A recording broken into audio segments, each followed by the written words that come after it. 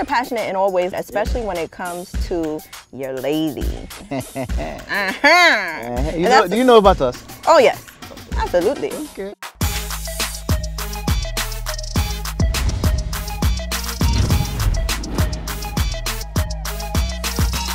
What's going on, y'all? I'm Mia Bell, back with another episode of BET Talks. And of course, I have all-around superstar that you will see on the big screen and on your playlist, okay? He got some new music coming out. I'm talking about Rotimi.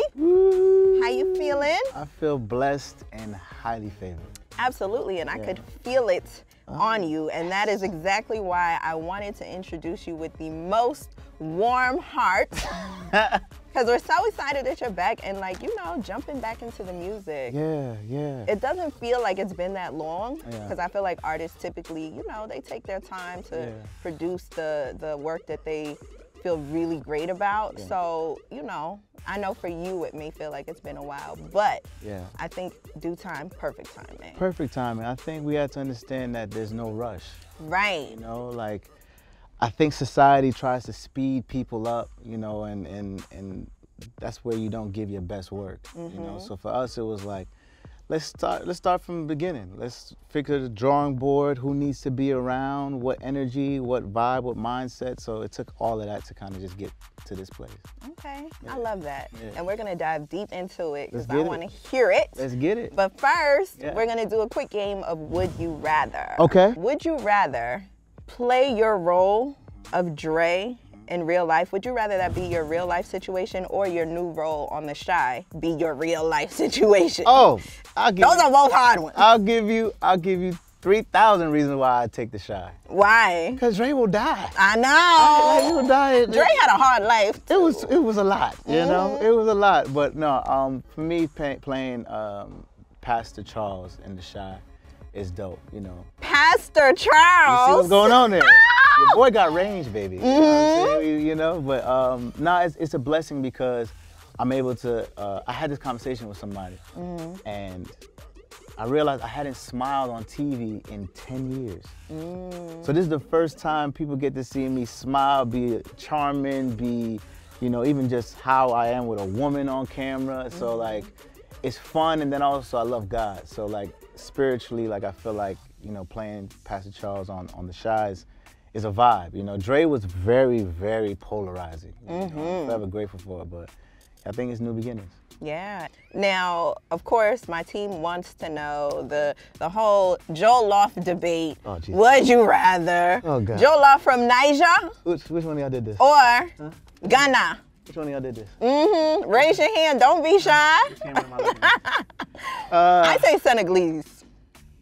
Senegal. It was good meeting you. God bless you. Wow. Guys. BT, you are awesome. I promise I have the best of opinions. What? So yeah. What do you think? Okay, I would definitely go with Nigerian.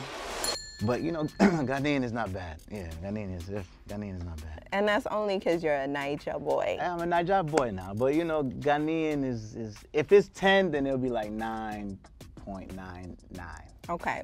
Now, this is not on the script, but a personal question, because I want to know, how do Nigerians make their money? Why are they so rich? I need to go find me one. Well, there's one from Nigeria. There's something called 419. Okay. There's a scamming situation that we used to. No. Nah, I mean, I think we just are bred to just work OD hard.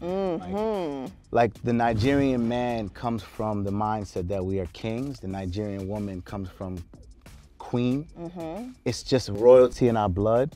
And we apply ourselves to everything passionately. Right. You know, everything we put our heart to, whether it's engineering, doctor, music. That's why we're so successful in so many things, because one, our parents push us to the max every time.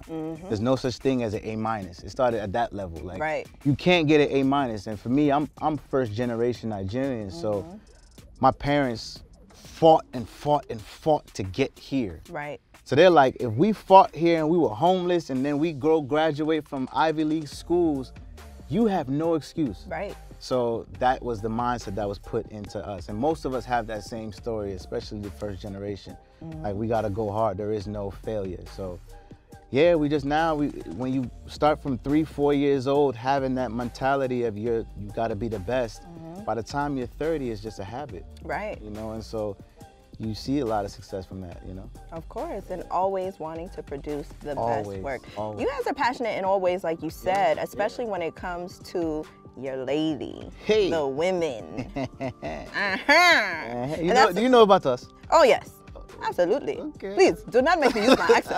Okay. I would say, especially when it comes to the music, the way that you speak to the women, it just shows the passion. You know, even in your performance, I've seen you on stage as well. You know that it's there. Yeah. And I want to talk about this new project. Yes, please. In My Heart, In My Veins. Yes. We have 2 sides to it. Yes. It's been, what, 2 years since you released? Yes. What have you been doing within that time? Ooh, I don't think enough artists talk about it enough that you got to get your mental right. Mm-hmm. You know, I had a great project in 2022, but at the same time, something was off. Okay. And I had to regroup. I had to restructure my team. I had to restructure who I am. Mm-hmm. I had to learn who Rotimi was, you know, especially now being a new father. Like, it was so many things, just trying to just process me first, right? And then music can come from a genuine place. Mm-hmm. And so in that time, I met my manager / brother at this moment, you know, Punch, who's been very helpful for me through this whole process of life. Mm-hmm. And we just said, yo, like, who is Rotimi? Who are we? What do we want to make? What story do we want to tell? And we just started having fun making the music. Mm-hmm. And a lot of it where the music that I was making before, like, thank God for the gift, because while I was shooting Power, I was always having to run to LA to have 2-3 days to make a record. Okay. Where other artists have 3 weeks, 3 months, a year to make projects, I had to do in 3 days. Mm-hmm. So my last album, I had to finish that in a week and a half. You know what I mean? And even with In My Bed, I had to go to LA and just hope that something comes out of that. Or even Love It. All these records was rushed. Right. But they were super successful. They're still platinum records. So thank God for them being platinum. However, it was like, what will it be when I have time to just sit and create as an artist? And during that time, it was a strike in acting. Yep. So everything had to stop there. So I'm forced to now figure out how I'm gonna pay the bills, how we're gonna make it happen, how we're gonna hit the road, what we're gonna create. And it was just a drive, like a drive that I haven't had in a long time. And we just started creating the music, man. And the music was just so good and so potent that I was making 3-4 R&B records, 4 Afrobeat records, another 2 R&B records, and it was just flowing. And it was the first time that I felt like I was writing music from my standpoint of not rushing, because I'd go into these rooms and I'd be like, yo, what y'all got for me? Okay, you gonna do this. There's a meeting. Okay, cool. I don't say it. So, all right, cool, I like that, I like that, I like that. And now it's like, nah, let's just create and do what you wanna do. Right. Now, how does family life come into the music too? You have a beautiful lady. Thank you. You have beautiful children. Yeah. What does being a father and a musician and an actor all mean together? It puts things in perspective. You know, I think twice before I make certain decisions now. You know, having children is like holding up a mirror to who you are as a man, right? So you're like, you start seeing, okay, how kind am I really? How empathetic am I really? How proactive am I? How lit am I for real? Right. You know, there's a lot that goes into being a father and a partner. So for me, it was just understanding that, like, okay, I have people that I'm doing this for. So I was already driven. Now you're getting to roll on 5-6 steroids of being driven. So before I might end the night at 8 p.m., now I'm going at 2 a.m., you know, because I got mouths to feed, you know, and that's why, like, having a family just changed my whole perspective of just making music. No, it's like, nah, this has to win, you know, and the label sometimes will be like, yo, we got to get it now. I'm like, no, it's not ready yet. It has to be perfect, because when it comes out, it has to win, and that's where we're at now. Yeah. And I'm excited for it to win. You're gonna love it, man. Oh, I done heard. Come on. You should know that. Now let's talk about these records. I love me some you. I do, every time I say that, you know, something is my favorite, I hear another favorite. But talk to me about that record and how it came about. So I Love Me Some You, just like other records that we had, man, it was just a vibe. Like, we were supposed to go out to some club. We were in Orlando, and the club like waited. We had to be there maybe 2 hours later than we thought. And we were at a house where my man had a studio, and he was like, yo, y'all want to work on something? So we were like, cool. So my producer, shout out to, I think it's EJ or Kaida, one of the two at the time. EJ, shout out to EJ. He had a beat that was so lit that like yo, let's just try it. And as soon as the beat comes on, what I do, my process is just melodies, like melodies. And like, that's one of my gifts because I know what feels right and I know what people to dance to.